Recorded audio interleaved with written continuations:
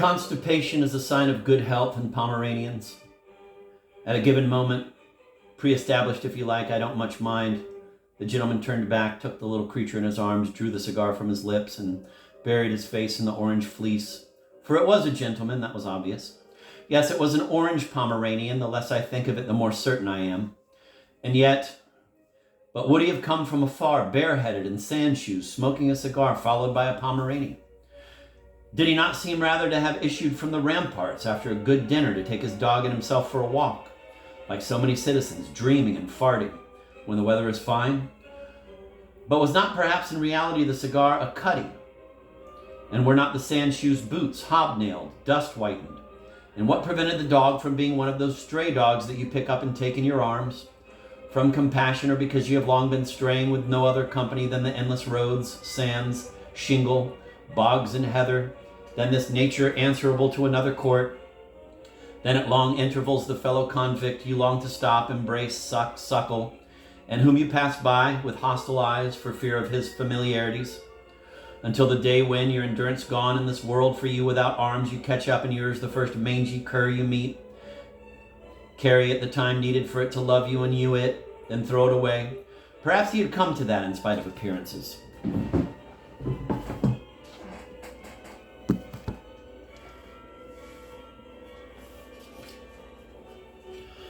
He disappeared, his head on his chest, the smoking object in his hand. Let me try and explain. From things about to disappear, I turn away in time. To watch them out of sight? No, I can't do it. It was in this sense he disappeared. Looking away, I thought of him saying, "He is dwindling, dwindling." I knew what I meant. I knew I could catch him, lame as I was. I had only to want to. And yet no, for I did not want to. And yet no, for I did want to. To get up, to get down on the road, to set off hobbling in pursuit of him, to hail him, what could be easier? He hears my cries, turns, waits for me. I am up against him, up against the dog, gasping between my crutches. He is a little frightened of me, a little sorry for me. I disgust him not a little. I am not a pretty sight. I don't smell good. What is it I want? Ah, that tone I know, compounded of pity, of fear, of disgust. I want to see the dog, see the man at close quarters, know what smokes, inspect the shoes, find out other things. He is kind, tells me of this and that and other things, whence he comes, whither he goes. I believe him. I know it's my only chance. I believe all I'm told. I've disbelieved only too much in my long life. Now I swallow everything greedily. What I need now is stories. It took me a long time to know that, and I'm not sure of it. There I am then, informed as to certain things, knowing certain things about him, things I didn't know, things I had craved to know, things I had never thought of. What rigmarole! I'm even capable of having learnt what his profession is, I who am so interested in professions. And to think I try my best not to talk about myself. In a moment I shall talk about the cows, about the sky, if I can. There I am, then he leaves me. He's in a hurry. He didn't seem to be in a hurry. He was loitering. I've already said so. But after 3 minutes of me, he is in a hurry. He has to hurry. I believe him. And once again, I will not say alone. No, that's not like me. But how shall I say? I don't know, restored to myself? No. I never left myself. Free, yes. I don't know what that means, but it's the word I mean to use. Free to do what? To do nothing, to know. But what? The laws of the mind, perhaps, of my mind. That, for example, water rises in proportion as it drowns you, and that you would do better, at least no worse, to obliterate texts than to blacken margins, to fill in the holes of words till all is blank and flat and the whole ghastly business looks like what it is, senseless, speechless, issueless misery. So I doubtless did better, at least no worse, not to stir from my observation post, but instead of observing, I had the weakness to return in spirit to the other, the man with the stick. Then the murmurs began again. To restore silence is the role of objects, I said. Who knows if he hasn't simply come out to take the air, relax, stretch his legs, cool his brain by stamping the blood down to his feet, so as to make sure of a good night, a joyous awakening, an enchanted morrow? Was he carrying so much as a scrip? But the way of walking, the anxious looks, the club, could these be reconciled with one's conception of what is called a little turn? But the hat, a town hat, an old-fashioned town hat, which the least gust would carry far away, unless it was attached under the chin by means of a string or an elastic. I took off my hat and looked at it. It is fastened. It has always been fastened to my buttonhole, always the same buttonhole. At all seasons by a long lace. I am still alive then. That may come in useful. The hand that held the hat I thrust as far as possible from me and moved in an arc, to and fro. As I did so, I watched the lapel of my greatcoat and saw it open and close. I understand now why I never wore a flower in my buttonhole, though it was large enough to hold a whole nosegay. My buttonhole was set aside for my hat.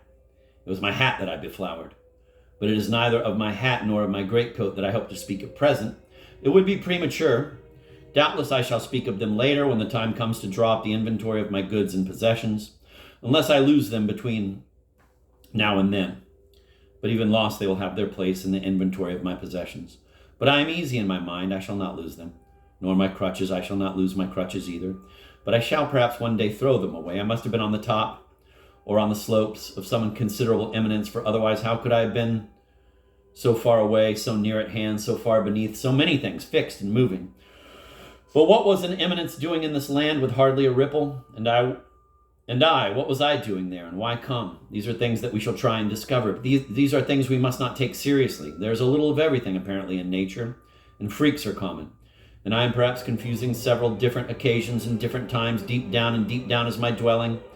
Oh, not deepest down, somewhere between the mud and the scum. And perhaps it was A, one day at one place, then C, another at another, then a third, the rock and I, and so on for the other components, the cows, the sky, the sea, the mountains. I can't believe it. No, I will not lie. I can easily conceive it. No matter, let us go on as if all arose from one and the same weariness, on and on, heaping up and up until there is no room, no light for any more. What is certain is that the man with the stick did not pass by again that night, because I would have heard him if he had. I don't say I would have seen him, I say I would have heard him. I sleep little and that little by day. Oh, not systematically. In my life without end I have dabbled with every kind of sleep. But at the time now coming back to me, I took my doze in the daytime, and what is more, in the morning.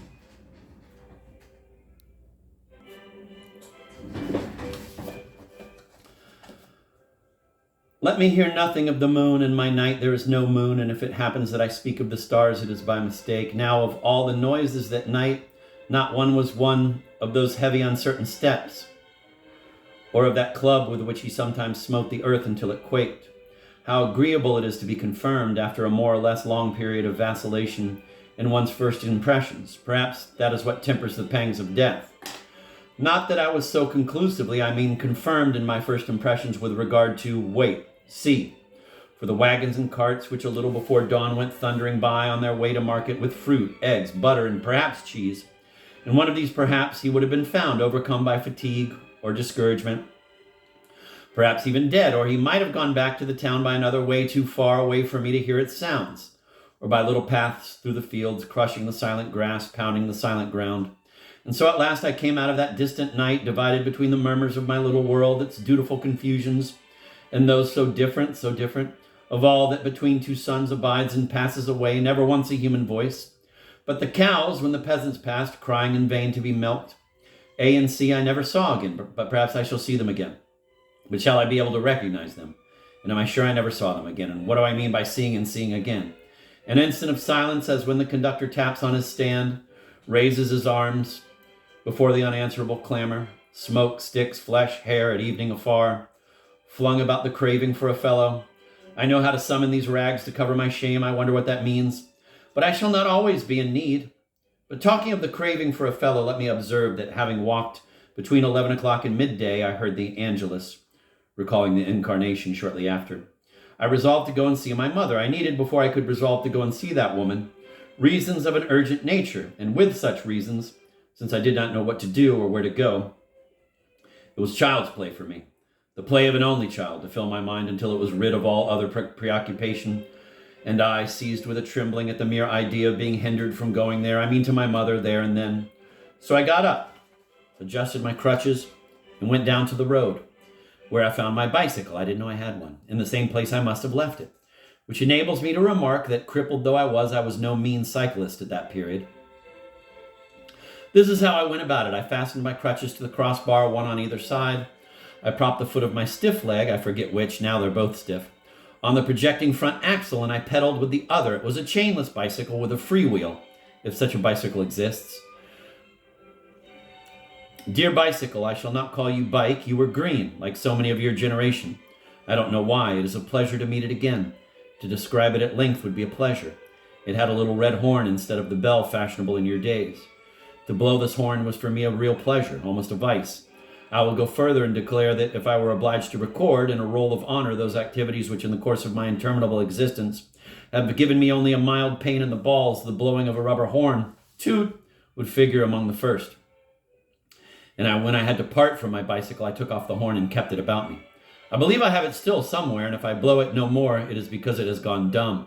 Even motor cars have no horns nowadays, as I understand the thing, or rarely. When I see one through the lowered window of a stationary car, I often stop and blow it. This should all be rewritten in the pluperfect. What a rest to speak of bicycles and horns.